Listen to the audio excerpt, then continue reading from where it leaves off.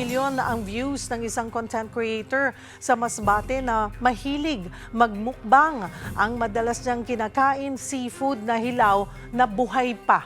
Para bigyan ng mukha ang balita, Mobile Journal, Ray Vicente.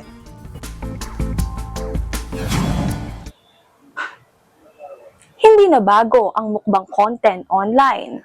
Pero ang isang babae sa Masbate, ang favorite ni mukbang o ace sa fresh seafoods. Paano ba naman? Alive pero kinakain niya na. Pusit, hipon, isda, alimango at iba pang pagkaing dagat. Yan ang madalas kainin ni Riza para sa kanyang online content. Hindi lang basta hilaw ha, kahit buhay, go siya! Yung raw foods po, kikilaw lang po lang yun. May nilalagyan lang po ng suka. Masarap din naman pag walang suka. Normal na raw ang pagkain ng kinilaw sa kanila.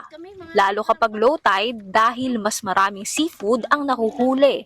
Basta maisawsaw sa suka, lalabanan na yan ni Riza. Noong mga unang-una, nakakatakot po talaga kasi buhay pa siya. Baka mamaya pumasok sa or kaya kung una. Pero nung nasanay na rin po, parang okay na rin. Approve naman kay Doc ang paggamit ng suka ni Riza.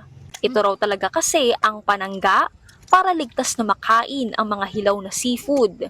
And mas magiging safe kung maghalo tayo ng vinegar or suka kasi meron itong acetic acid na pumapatay sa mga bacteria or viruses. Hindi siya 100% pero mataas yung chance na mas safe siya, no? Like 90% kasi natural antibacterial. Pero hanggat maaari, mas mainam pa rin daw na lutuin para makaiwas sa anumang infeksyon.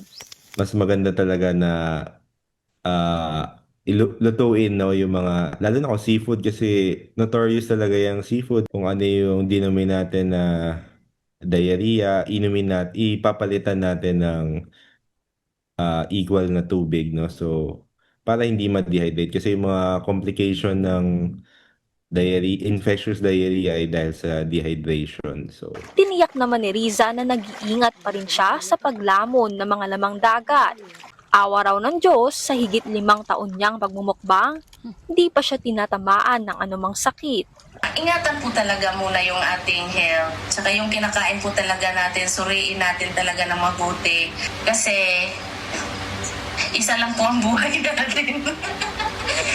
Mga kapatid, mobile journalist Ray Vicente po, hatid ang mukha ng balita.